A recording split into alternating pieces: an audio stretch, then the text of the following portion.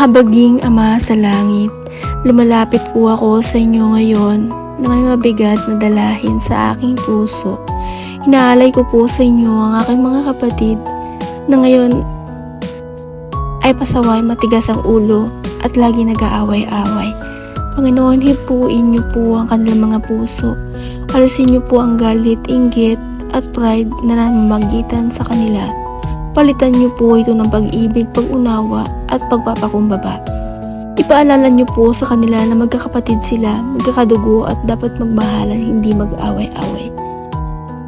Bigyan niyo po sila ng pusong marunong makinig, lalo na sa saway ng mga at payo ng aming mga magulang o mas nakakatanda sa kanila.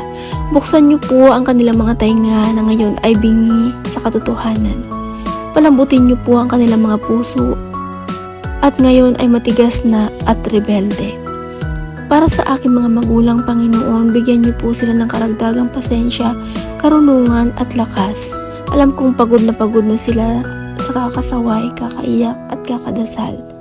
Para sa mga magkakapatid, para sa mga kapatid ko, yakapin niyo po sila at iparamdam niyo po na hindi sila nag-iisa sa labang ito.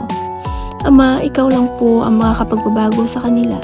Hindi ko sila kayang pilitin, hindi sila kayang takutin ng mga magulang namin. Pero naniniwala po ako na walang imposible sa inyo. Kung binago niyo po si Saulo at naging Pablo, kaya niyo rin pong baguhin ang mga kapatid ko. Ituro niyo po sa kanila ang halaga ng pamilya. Nasa huli, pamilya lang din ang matitira para sa kanila, na ang away nila ngayon ay sisirain lang ng tahimik at masasayang tahanan na pinapangarap ng aming mga magulang. Inaangkin ko po, Panginoon, ang kapayapaan sa aming tahanan. Sa ngalan ni Jesus, sinasaway ko ang espiritu ng away, rebelyon at pagkasuway sa aming bahay.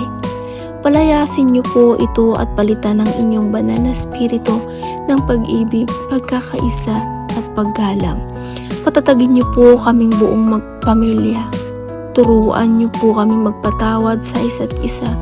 Ilumin niyo po ang mga sugat na dulot ng mga sasakit na salita at awayan.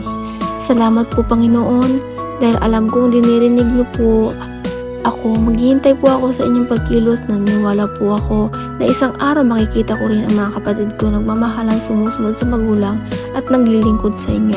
Ito po ang aking dalangin sa matamis na pangalan ni Jesus, na aming Panginoon at tagapagligtas na may gawa ng langit at lupa.